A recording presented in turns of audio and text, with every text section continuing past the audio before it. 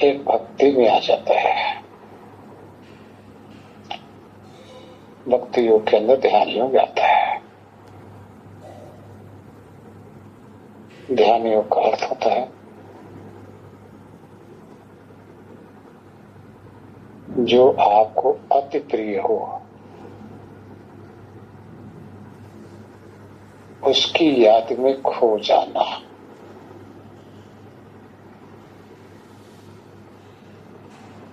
ध्यान देना, ध्यान का मतलब याद है। उसी याद में खोना ये ध्यान योग की कोटि में आ जाता है।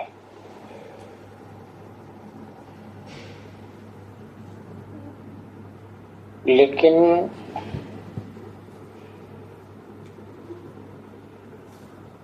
जिसके ध्यान में आपको खोना है, जिसकी याद में आपको खोना है, पहले उसको जानना पड़ेगा, समझना पड़ेगा। पहले आप जब शाब्दिक रूप से जान लेंगे, फिर अनुमानिक रूप में आपके सामने वो प्रकट रहेगा। और जब तक अनुमानिक रूप में आपके सामने प्रकट अनुभव न हुआ, तब तक याद किसका करोगे, है ना? किसका याद करोगे? जिसको आपने देखा नहीं, जिसको आपने जाना नहीं, जिसका अनुभव है ही नहीं, जिसके प्रति कोई जानकारी है ही नहीं, उसकी याद में कैसे खोओगे?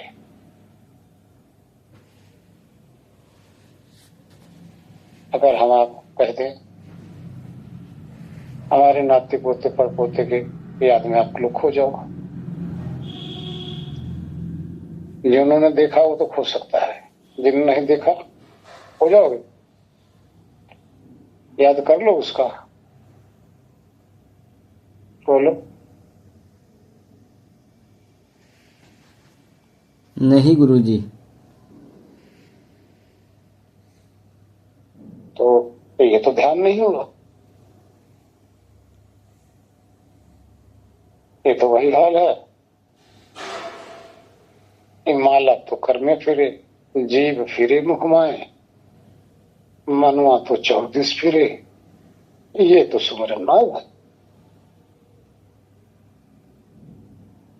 इसको ध्यान तो नहीं कहेंगे।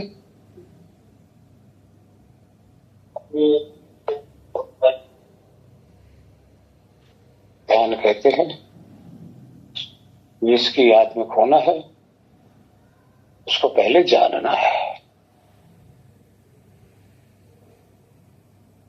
अब सारिका जी हैं और गुरु जी प्रणाम। चरण स्पर्श। जिसको देखा उसकी याद में तो हम खो सकते हैं। हमने जिसको देखा ही नहीं, कैसे खो जाओ उसकी याद में, बोलो। तो इसलिए पहले जिसकी याद में खोना है ना, पहले उसको जानो, उसका ज्ञान होना चाहिए। देखिए हमारी जो विधि है, भक्ति योग, ज्ञान योग, कर्म योग, हम तीनों को लेकर चलते हैं। कुछ ज्ञानी जन इसमें से एक को ले लेते हैं। हमारी दृष्टि में एक मार्ग पर चलने से कोई बात नहीं बनने वाली है। हमें सब चाहिए, तभी जाकर हम पूर्णा की तरफ पूर्णता तभी प्राप्त कर सकते हैं जब तीनों मार्ग हमारे साथ होगा। अब ज्ञान मार्ग को लोग ज्ञान मार्ग का अर्थ होता है जान लेना। किसको? जो आपका ध्येय विषय है उसको जानना। और भक्ति योग क्या है? जो आपने जाना उसकी याद में बने रहना। कर्म योग क्या है? जो आप भक्ति कर रहे, जिसको आप जान रहे हो, ये सब कर्म की कोटि में आ गया। तीनों आ गया ना इसी में। अब कर्म को छोड़ दो, ज्ञान कर पाओगे? नहीं। ज्ञान को छोड़ दो, भक्ति कर पाओगे? नहीं कर पाओगे। जिसको जाना नहीं, जिसको समझते नहीं, जिसकी समझ नहीं है, याद कैसे करोगे? इस तरह से जिसकी भक्ति आपने करना है, जिसको याद करना है, भक्ति का अर्थ याद करना, प्रेम करना।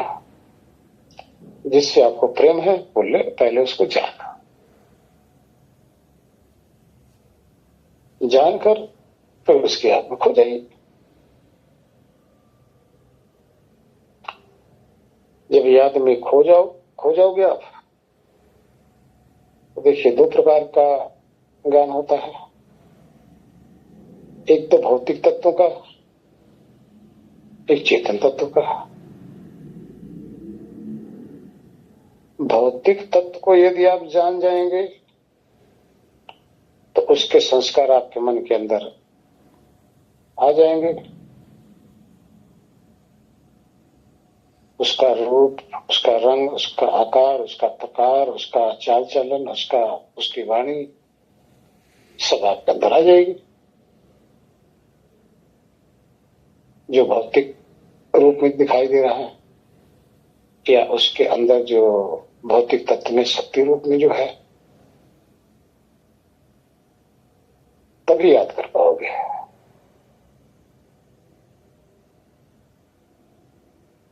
इस तरह से अगर करोगे तो आप पूर्णता को प्राप्त कर पाओगे। एक को लोगे तो मझधार में डूबे रहोगे, ना इधर के रहोगे ना उधर के रहोगे।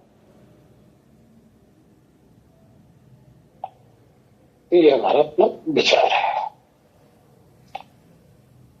अब आगे आइए, मान लो ईश्वर का ध्यान करना चाह रहे हो।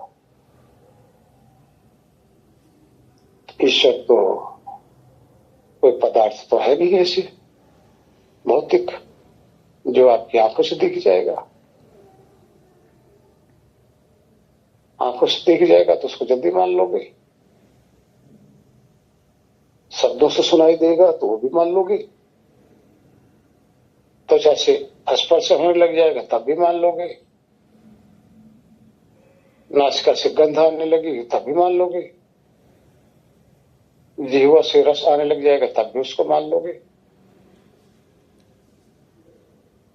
इसी तरह से आप मानते हो ना।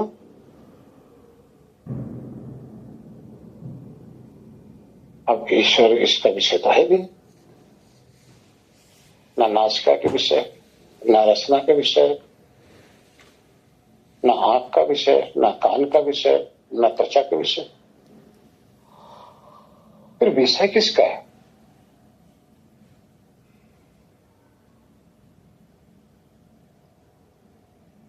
अब दूसरा नंबर, एक व्यक्ति होता है, कितने तो इस व्यक्ति को ही ईश्वर मानते हैं। कोई गुरु एक व्यक्ति है, इस गुरु को ही ईश्वर मान लेते हैं। कितने आपसे पहले जो पैगंबर थे, हमारे देवी देवता हैं, उनको ईश्वर मान लेते हैं। जिनको भी इस प्रकार से ईश्वर मानते हैं वो कोई न कोई देहधारी तो है, चाहे पहले का था या आज है। अब अगर देहधारी है, देह से क्रिया कर रहा है, देह के अंदर वाणी से बोल रहा है, समस्त इंद्रियों से क्रिया कर रहा है, अब इंद्रियों से क्रिया के कर्ता को आप ईश्वर अगर मानते हो, आपको भी अपने आप को ईश्वर मानना ही पड़ेगा, क्योंकि आप भी तो ऐसी हो। और ईश्वर का अर्थ होता ऐश्वर्य युक्त, जिसके ऐश्वर्य के बराबर दूसरा हो ही ना। तो अपने ऐश्वर्य को देखिए, आपके अंदर अगर ऐश्वर्य है तो आपको ध्यान करने की जरूरत नहीं है। आपको ध्यान उसी को करना है जो आपसे उत्तम होगा। अपने से निकृष्ट का ध्यान करने से बेनिफिट कुछ होने वाला नहीं। निकृष्ट का ध्यान करोगे तो निकृष्ट बनोगे, उत्तम का ध्यान करोगे तो उत्तम बनोगे।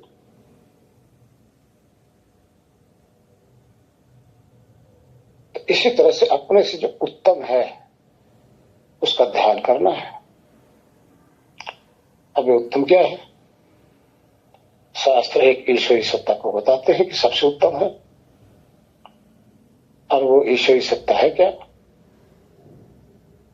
जो जड़ और चेतन दोनों पे राज्य करता है, दोनों पर उसका सिक्का चलता है, दोनों पे उसकी ताकत काम करती है, दोनों उसकी ताकत के सामने बौने हैं। तो अब मानना पड़ेगा, समझना पड़ेगा, जानना पड़ेगा कि वो ईश्वर है कौन। तब आप ये देखेंगे कि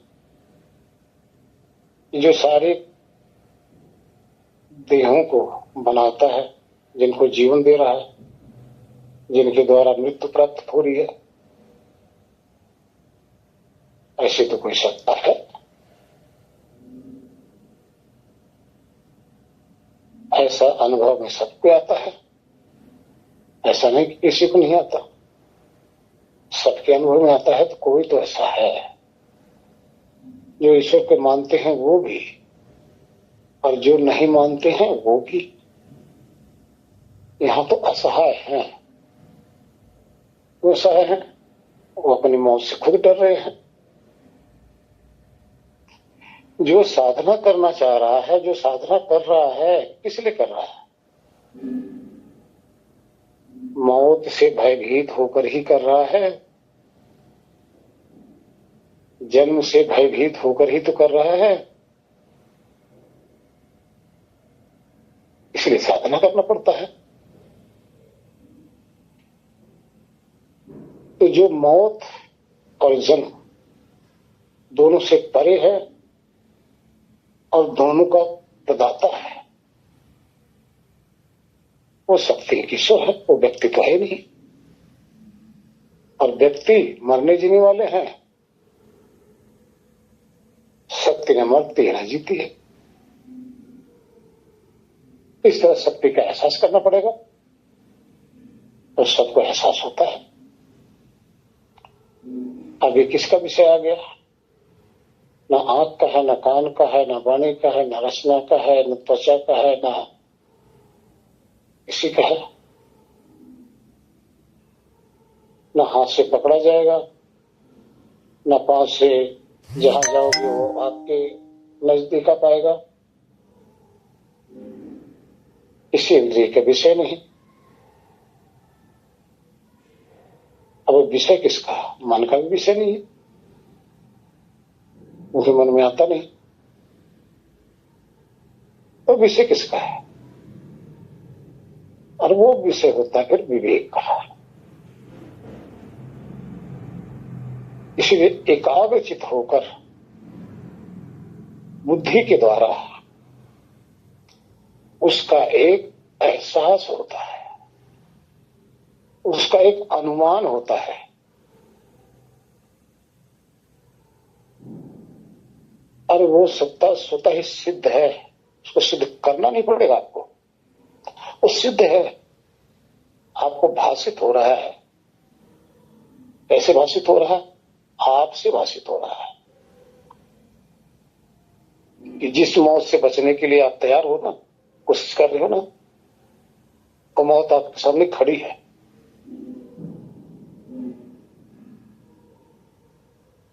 अरे मौत आपके अधीन नहीं है।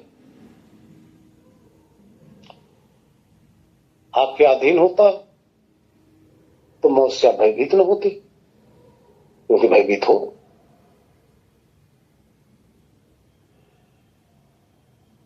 आपने जन्म लिया है,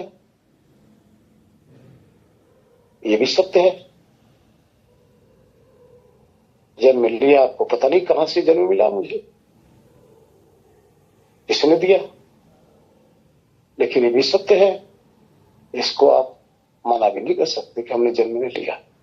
जन्म का अर्थ है कि आपका शरीर से संबंध हुआ है। मृत्यु का अर्थ है कि आपका संबंध शरीर से विच्छेद होगा। ये दोनों अटल सत्य है। अब ये अटल सत्य जिसके अधीन है,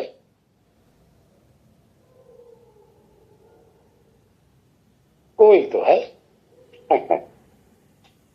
क्या मानने के लिए बाध्य नहीं है आप लोग?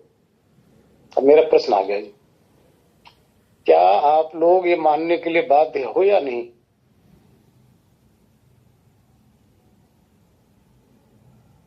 बोलो, कोई तो उत्तर दो। सर जी तो स्पष्ट है। जो हमारे लिए असंभव है, इस असंभव को जो संभव बना रहा है, ऐसे तो कुछ कोई तो है। उस कोई को आप जो मर्जी नाम दे दो, कोई फर्क नहीं पड़ता, क्योंकि नाम तो आप अपने भाव के आधार पर देंगे।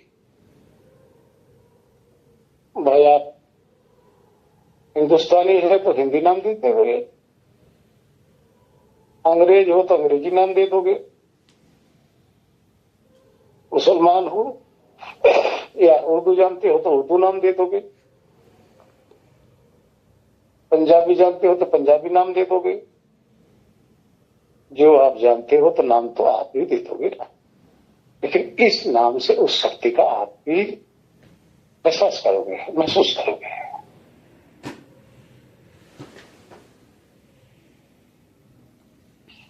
अब उस शक्ति को दिखाई तो दे नहीं रही है, लेकिन मौत से भयभीत हो रहे। मौत भी तो आपको दिखाई नहीं दे रही है। मौत दिखाई दी आपकी? किसी को कोई बता दे आपकी मौत दिखाई दे रही है? नहीं, लेकिन मौत आएगी। सब भयभीत है, पूरा जीवन उसी से बचने के लिए तो लगाते हो, लेकिन बच तो कोई पाओगे नहीं। आएगी, अटूट सत्य है। बस इस तरह से बुद्धि के द्वारा ऐसी कोई सुप्रीम पावर है जो सबको मार रही है, राजा को भी, बड़े बड़े ऋषि, संत महात्मा, भिखारी, ज्ञानी, वैज्ञानिक, डॉक्टर, इंजीनियर, अरबों खरबोपति, कोई ऐसा नहीं है जो इस मौत से भयभीत नहीं है। जहां सब एक समान है, जिसके लिए ऐसी शक्ति न राजा देखती है, न भिखारी देखती है, न संत देखता है, न असंत देखता है, लेकिन सब कोई उसके संगुल में आओगे, आओगे, ध्यान रखना। एक दिन वो मौत आएगी। हमारे पुराण काल्पनिक रूप में यम बोलते हैं, कोई भैंसे पे, कोई कैसे, कोई कैसे। तो वहां भी तो कल्पना रूप में इस शक्ति का ही तो वर्णन है।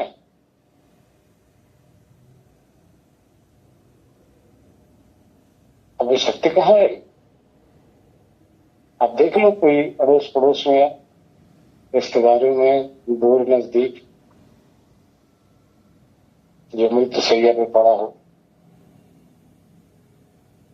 या जो 2-4 दिन में चला गया हो, या साल 2 साल पहले चला गया हो, जाने वाले हैं ना।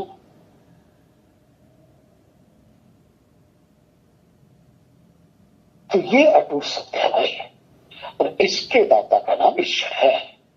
वही सर्वशक्तिमान है, बाकी सर्वशक्तिमान है ही नहीं। जिसने जीवन दिया, जो मृत्यु देगा। और देखो, जन्म और मृत्यु तो आपके सामने ये है। जन्म तो आपको मिला है, मृत्यु से भयभीत हो, वो आने वाली है, आपने देखा नहीं अभी, लेकिन विचलित रहते। लेकिन जो आपका जो जीवन चल रहा है, इस जीवन में वो शक्ति नहीं है। उस शक्ति के सहारे आप बोल रहे हो, उस शक्ति के सहारे आप देख रहे हो, उस शक्ति के सहारे ही आप चल रहे हो, उस शक्ति के द्वारा ही तो सब कुछ आपका कार्य हो रहा है। ये जीवन ही वो शक्ति है। इस तरह से महसूस नहीं होता। करना चाहते कुछ, हो जाता कुछ। इस तरह से इस शक्ति का एहसास किसको नहीं हो रहा? हाँ जी, आप इसमें से सबको बताओ, हो रहा है कि नहीं किसी को ऐसी? बिल्कुल हो रहा है गुरु जी। हाँ जी, हो रहा है गुरु जी, हो रहा है। अब इस शक्ति को मानकर, ध्यान देना, रूप नहीं, रेख नहीं, रंग नहीं, आकार नहीं, प्रकार नहीं, लेकिन फिर भी तो है ना। इस तरह से ईश्वर है रूप में, आप शांत हो जाओ। है रूप से बस, है बस। हे ईश्वर तो सर्वाधार बस। इस तरह से आप मस्त हो जाओ। है तो ऐसा आपको कंफर्म हो जाएगा, ऐसा आप भाव बनाएंगे तो है कहां दिखाई देगा आपको? जहां देखोगे कण कण के अंदर में है भाई। इस है रूप में मस्त हो जाओ, यही ध्यान है। आज मास्टर जी, यही ईश्वर का ध्यान है। इस तरह से ईश्वर का ध्यान किया जाता है। अब आगे देखिए, क्या ये ईश्वर मिलता भी है? सब कहते हैं संत महात्मा ऋषि मुनि सालों साल जंगल में तपस्या करते थे ईश्वर को प्राप्त करने के लिए, साधना करते। सुने तो हो गए ना सब कोई? साधना तो आप लोग भी कर रहे हो। क्या आप लोगों को पता है कि ईश्वर मिलेगा नहीं मिलेगा? हाँ जी, ईश्वर ही बताओ सबको। सारे साधक ही तो हो। गुरु जी देखो, अनुभव तो होता है बिल्कुल खास, ज्यादा गुरु जी। अनुभव होता ना? जी गुरु जी। मिला कि नहीं मिला पहले बताओ। मिला है गुरु जी, बिल्कुल जी। अब ईश्वर जब तक आपको न मिले तो ध्यान साधना का फायदा क्या होगा? है ना? फायदा क्या होगा साधना का जब मिले ही ना? लेकिन कैसे मिलेगा ईश्वर? अगर आपको यही पता नहीं तो सारी उम्र ध्यान करते रह जाओ, कोई फायदा नहीं, कुछ नहीं होने वाला। आपको पता ही नहीं, ईश्वर कैसे मिलेगा? तो ये आपका जानना अनिवार्य है। जब आप जान जाएंगे तो ईश्वर मेरा मिलाया है, बस परखना पड़ेगा। बस जब मिलेगा तो आप उसके गुण को पहचान जाएंगे। और इतना ही तो फर्क है मिलने न मिलने में। मिला सबको है, वो ऐसा नहीं जो ईश्वर से वंचित हो, कोई ऐसा वंचित नहीं है। लेकिन जो उसको जानता है वो तो पहचान लेता है, और जो नहीं जानता पहचान नहीं पाता। बस इतना फर्क है। पहचान लेता तो मस्त हो जाता है, नहीं पहचानता बस चीज सामने है, उसको पता नहीं, आ जाएगा।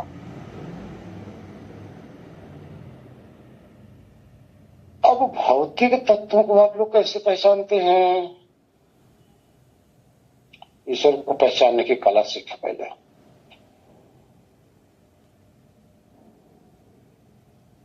अब भौतिक तत्वों को आप कैसे पहचानते हो? आपने हवा को पहचाना कभी? सारिका जी, हवा को पहचाना आपने? महसूस किया सर जी। कैसे महसूस किया? अब जब शरीर को टच करती है तो ठंडी ठंडी हवा का स्पर्श से समझ में आता है।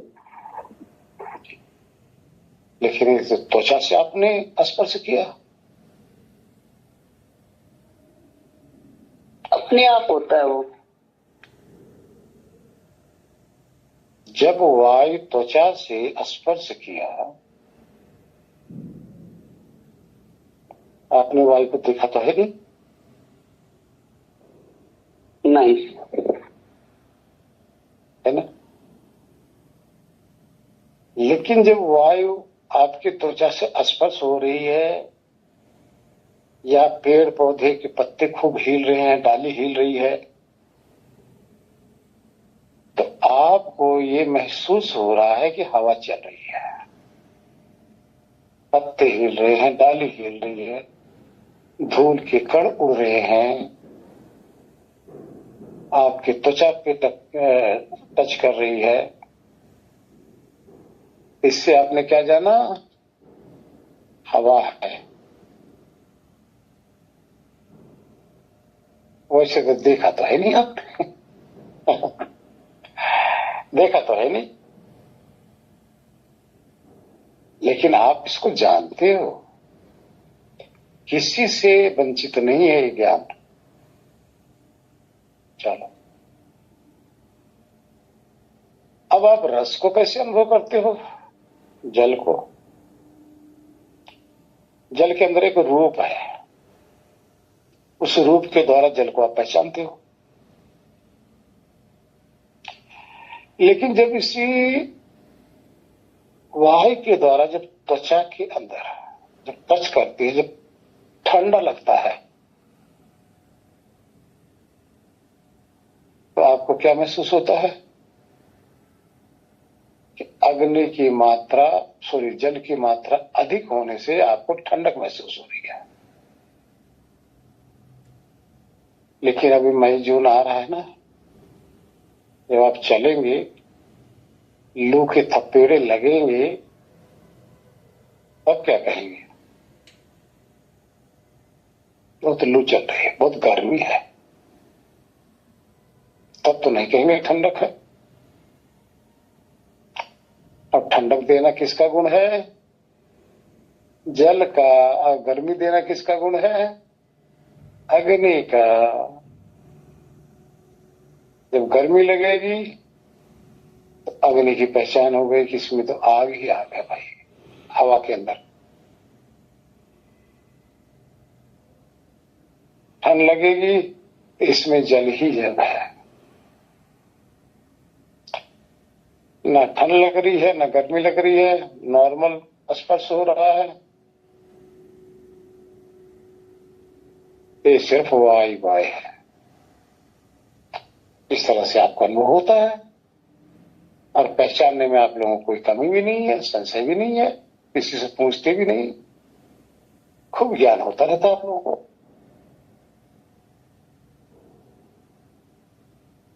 अब आप देखिए, अब आप लोग जो स्वादिष्ट वस्तु खाते हो, स्वादिष्ट पदार्थ खाते हो, जब वो आपको स्वादिष्ट लगता है, मीठा लगता है, तो उसका रूप जरा बताओ, कैसे आपको पता चला कि वह है? हाँ जी, ज्ञान चिंगारियां। जी गुरु जी। कोई आपको स्वादिष्ट लगा या मीठा लगा जी, तो आपको कैसे पता दिखाई दिया? जी गुरु जी, दिखाई नहीं दिया, महसूस होता है। किसको? पूर्व के अनुभव के आधार। जी, अनुभव के आधार। अनुभव के आधार पर महसूस हो रहा है ना। अब आपको कहा जाए नहीं नहीं ऐसा नहीं है, आप क्या कहोगे? नहीं मानेंगे, हमारा अनुभव है जो है वही मानेंगे। नहीं मानोगे ना? जी जी। जो दूसरा कह रहा है इसका मतलब वो अनुभव नहीं किया। उसकी बात को आप ये सोचेंगे, हंसेंगे ना, और इसने अनुभव किया होता तो शायद ऐसा ना कहता। आपने अनुभव किया, आप कह रहे हो मीठा लग रहा है, अच्छा स्वाद आ रहा है। अरे भाई स्वादिष्ट है तभी तो आपको अनुभव आ रहा है। अब ये ज्ञान किस कोटि में आप बताइए, किससे आप इसको कन्फर्म कर सकते हो? कि तो अनुभव जन्य ज्ञान हो गया ना। इसी तरह से गंध की खुशबू अनुभूति होती है। अब खुशबू का कोई आकार तो नहीं दिखता, न तो आप हाथ से छू सकते हो और न ही आप कान से खुशबू को सुन सकते हो।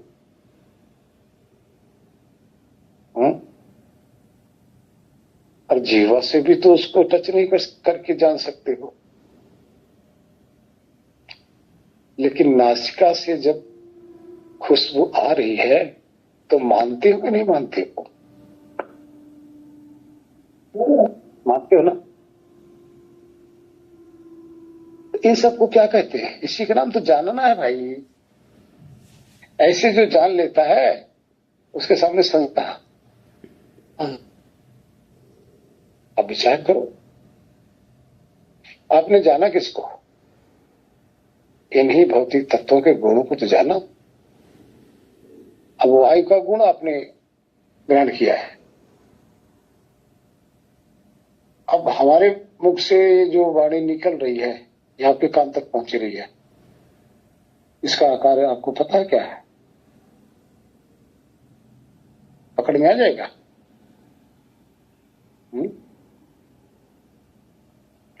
बांधोगे गठरी इसकी? ये शब्द निकल रहे हैं, क्या इसको मानोगे नहीं? इस तरह शब्द को भी आप जानते हैं, यह आकाश का गुण है। आकाश का गुण का अर्थ जो रिक्त स्थान के अंदर ये प्रवाह इसका चल रहा है, आपके कानों तक पहुंच रहा है। आगे चलिए,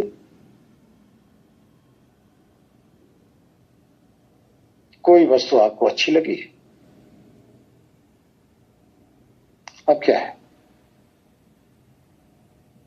खुशी महसूस हो रही कि नहीं? सुखी हो रहे हो कि नहीं? अब उस सुख का जरा रूप बता दो। हाँ जी, ओमती जी। प्रणाम गुरु जी। राम जी, उस सुख का जरा रूप बताओ, कैसा है वो सुख? गुरु जी बताया तो जा नहीं सकता। और है कि नहीं है? 100% है। अब इसको कौन कंफर्म करेगा? स्वयं। आकार तो नहीं है, कोई प्रकार तो नहीं, कोई रंग नहीं, कोई रूप नहीं, है ना? जी लेकिन फिर भी है ना? जी बिल्कुल। जी। आगे आइए और भौतिक की तरफ चलते हैं। आप लोग अपने अपने टीवी के सामने बैठे रहते हो, टीवी ऊपर ऑन है, रिमोट आपके हाथ में है, उसके आप बटन दबाते जा रहे हो, चैनल आपका चेंज हो रहा है। अब यहां से वहां तक जो आपका कनेक्शन बना हुआ है टीवी से रिमोट के बीच में, कोई तार वगैरह दिखाई दे रहा है?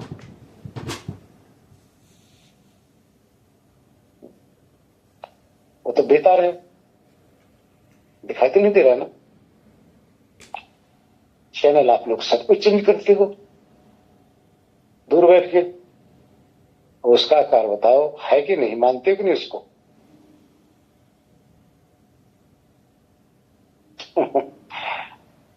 हाँ जी पूनम जी, पूनम जी बोलो, मानते हो कि नहीं? टीवी आप चलाते हो ना? जी जी जी रिमोट चलाते हो ना? जी। आपको कैसे पता कि आप रिमोट का बटन दबाएंगे तो चैनल चेंज हो जाएगा?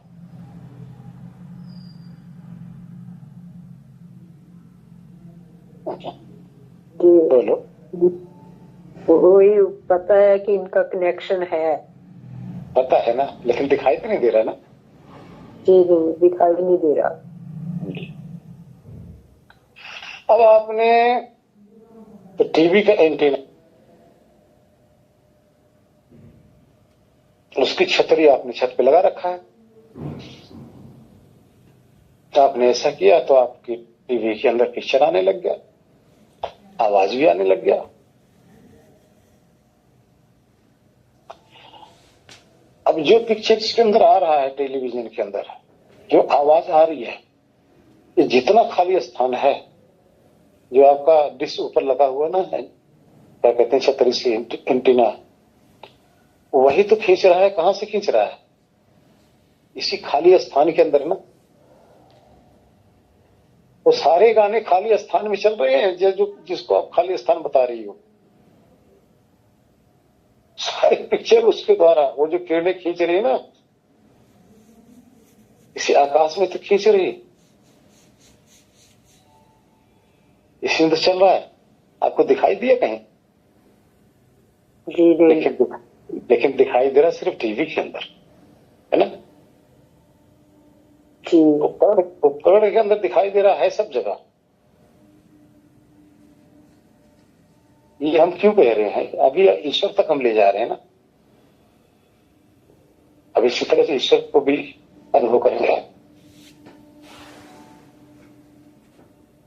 और तो आप देखिए, सबके हाथ में ये मोबाइल का हैंडसेट है। आपका हैंडसेट नेटवर्क को शो कर रहा है, किसी की 1, किसी के 2, किसी के 3, किसी की 4 डंडी। आपको पता चल रहा है नेटवर्क है। और फिर आपका ये मोबाइल काम कर रहा है, आवाज जा रही है, तो आपको पता है कि नेटवर्क है। अब बोलो, नेटवर्क मोबाइल के अंदर है या जहां आप बैठे हो पूरा वातावरण इसी नेटवर्क से भरा पड़ा है? एक सुई का नोक बता दो कि जहां ये नेटवर्क ना हो। जहां नहीं होता वहां आपको मोबाइल काम नहीं करता। जहां है सुई का नोक भी खाली नहीं है। आप 2 मोबाइल, 4 मोबाइल, 40 मोबाइल है, 400 मोबाइल साथ साथ रख दो, सब में नेटवर्क बताएगा ना। साथ साथ टच कर दो, सब में नेटवर्क बताएगा। तो इस खाली स्थान में नेटवर्क है आपका? लेकिन पता कैसे चल रहा है? खाली स्थान से तो आपको पता नहीं चल रहा, लेकिन इस इंस्ट्रूमेंट के कारण से आपको नेटवर्क का पता चल रहा है। आपका जितना भी वार्तालाप हो रहा है उसी के थ्रू हो रहा है। अब आप लोग बताओ, आप लोग कहां कहां से? कोई उड़ीसा से है, कोई पंजाब से है, कोई राजस्थान से है, कोई गुजरात से है, कोई अयोध्या से है, कोई इलाहाबाद से है, कोई कहां से है। कौन जोड़ रखा है हम लोगों का भी? इसी नेटवर्क में तो जोड़ा हुआ है ना। लेकिन नेटवर्क जहां है वहां हमें दिखाई नहीं दे रहा है, लेकिन मोबाइल के द्वारा हमें एहसास हो रहा है कि हाँ ये है। मेरे ख्याल से एग्जाम्पल इतने बहुत है। अब आगे चलते हैं ईश्वर के पास।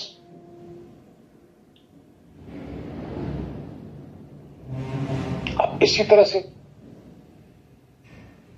ईश्वर के विषय में पहले बताया जा चुका है। 4 प्रकार से ईश्वर की पहचान होती है।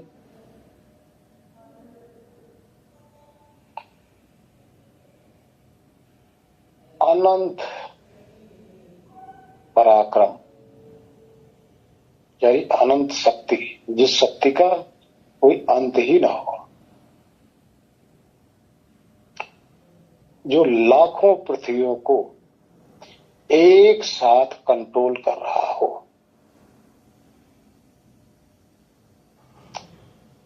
जो धरती पे 84 लाख जोनियों में असंख्य, एक एक जोनियों में असंख्य देह हैं, और सब देहों के अंदर एक चेतन विद्वान है, जो सबके जन्म, सबकी मृत्यु, सबका जीवन, सबका कर्म का एक साथ जो कंट्रोल कर रहा है। आपका भी, आपका त्रिकालदर्शी है वो। आपको नहीं पता पूर्व जन्म में कहां थे, आपको नहीं पता। वह अपना अपना एक बात बताओ, इतना ही बता दो, कल सुबह 10:01:30 पे आप लोगों ने क्या क्या सोचा था, क्या कर रहे थे, क्या विचार आया था? है ज्ञान किसी को? अपना ही बता दो। याद नहीं। लेकिन अगर उस समय जो भी पाप किए होगे, जो भी पुण्य किए होगे, उसका लेखा जोखा तो उसकी डायरी के अंदर नोट है भाई। उसने तो फिट कर लिया है आपके कर्म को।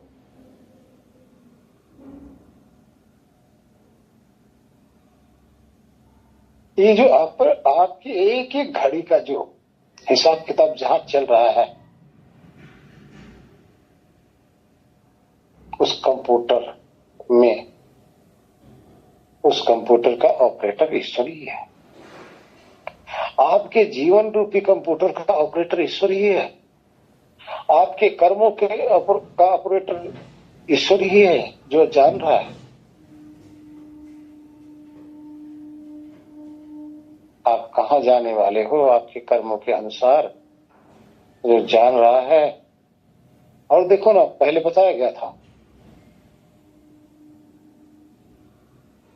जिसकी 50, 60, 70 की उम्र हो चुकी है ना, पहले बताया था।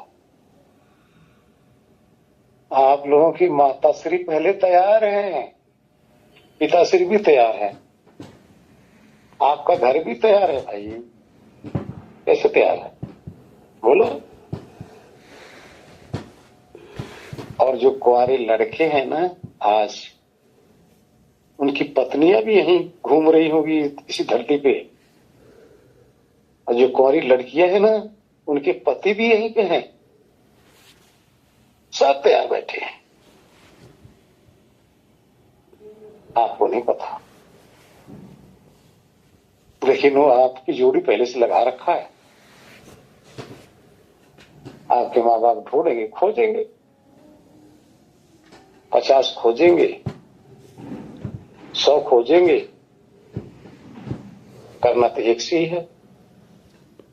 हर जगह पसंद आएगा लड़का, कहीं न कहीं नुक्स निकाल के जिसके साथ होना है वहां जाके बेवजह आपका रिश्ता जुड़ जाएगा।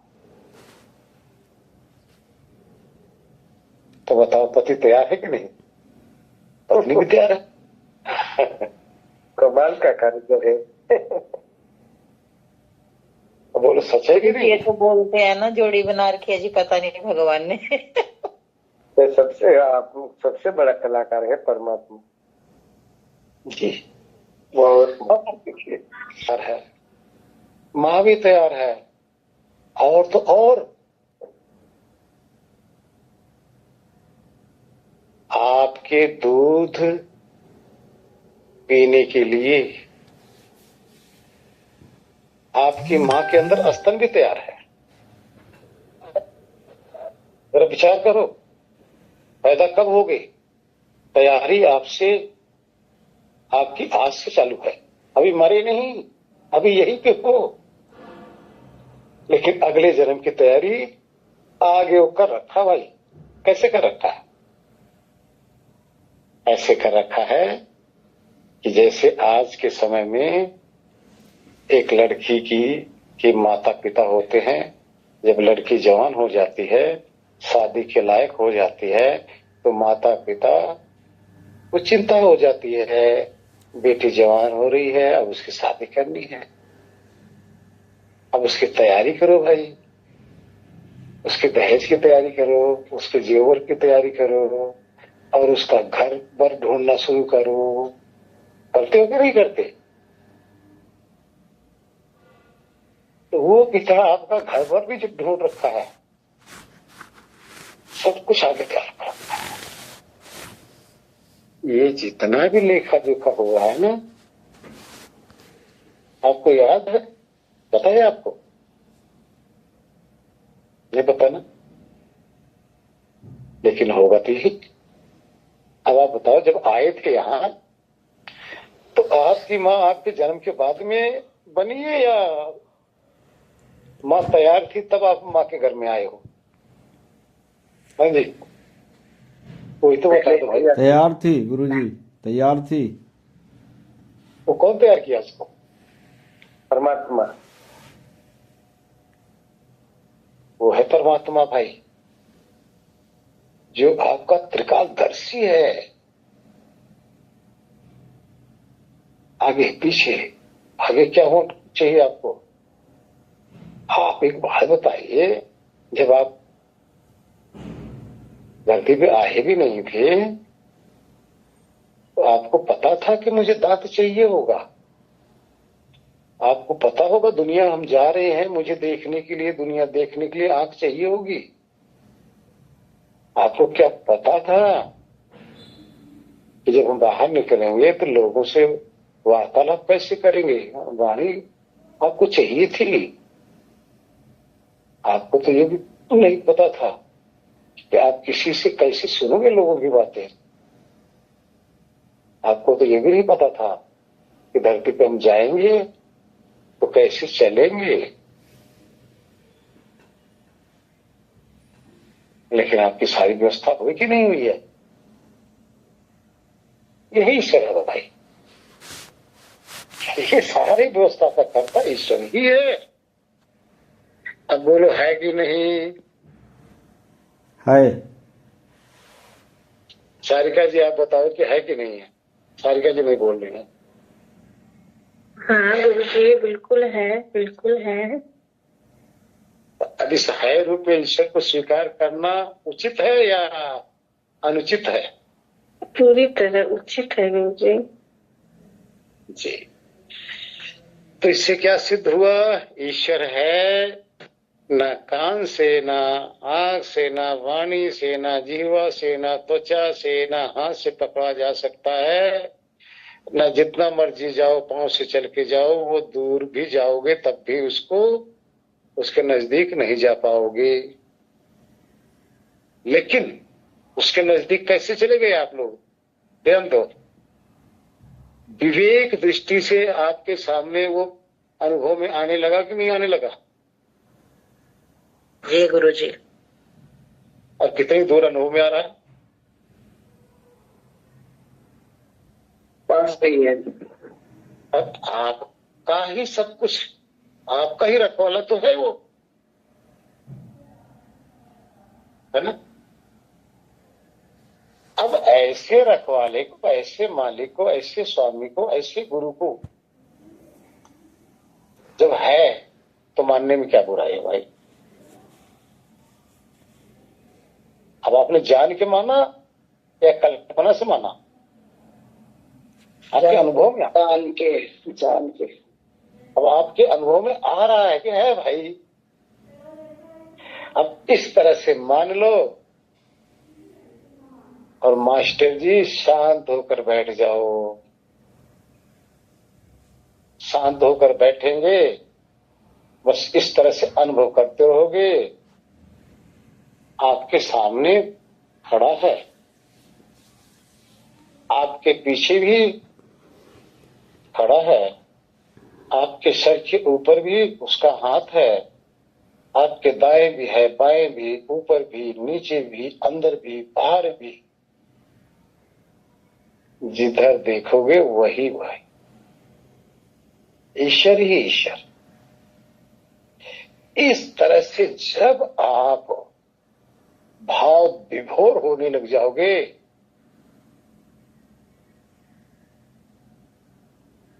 जैसे आपको अनुभव में आने लग जाएगी ये शक्ति, आंसू की धार निकलने लग जाएगी, भाव विभोर होने लग जाओगे। आपकी वाणी रुक नहीं सकती, चिघाड़ मार के रोगे इसके प्रेम में, तड़पने लग जाओगे। हाय प्रभु मिल जाओ, कहां छुपे हो, कहां छुपे हो? हमारे शर्मा जी एक वचन गाते, कहां तुम छुपे मेरे चित चोर, कौन सा मार्ग तेरा स्वामी, जहां लागे मन मोर, कहां तुम छुपे मेरे चित चोर। इस तरह से जब आपको महसूस होगा कि हमारा परमात्मा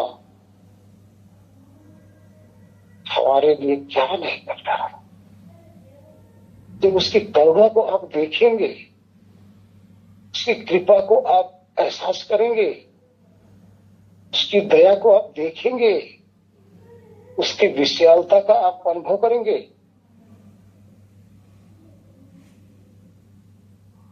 तो आपकी हालत ऐसे हो जाएगी जैसे पहाड़ के नीचे खड़ा एक इंसान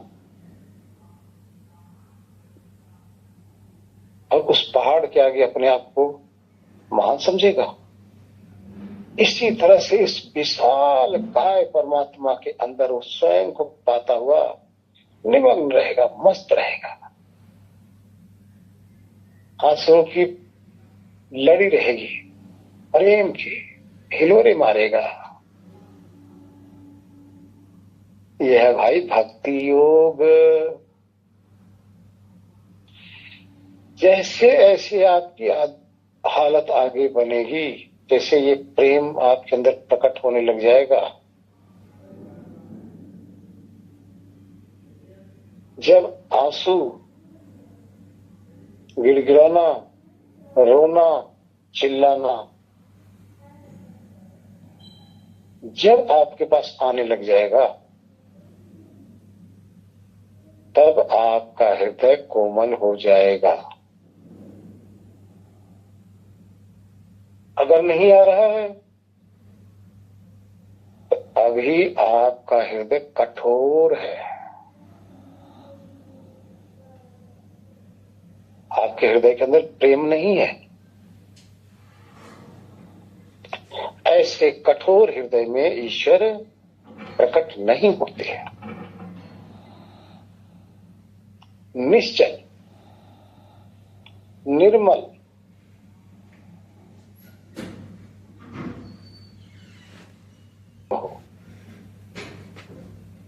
ऐसे हृदय में तब परमात्मा प्रकट हो जाते हैं। प्रकट होते हैं। प्रकट का भी अर्थ समझ लो। प्रकट का अर्थ होता है जो ऑलरेडी है और हमें महसूस नहीं हो रहा है। प्रकट का अर्थ है जो है और महसूस होने लग जाए।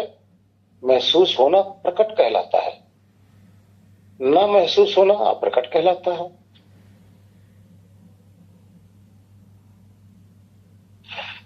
अब वही ईश्वर है। इस तरह से साधक भक्त ईश्वर के लिए जब तड़पता है, ईश्वर का ही अनन्य प्रेम उसके अंदर रहता है, ईश्वर के लिए ही रोता है, ईश्वर के ही लिए तड़पता है और एकांत उसको प्रिय लगने लग जाता है। तब ईश्वर ऐसे भक्त की भावना को समझकर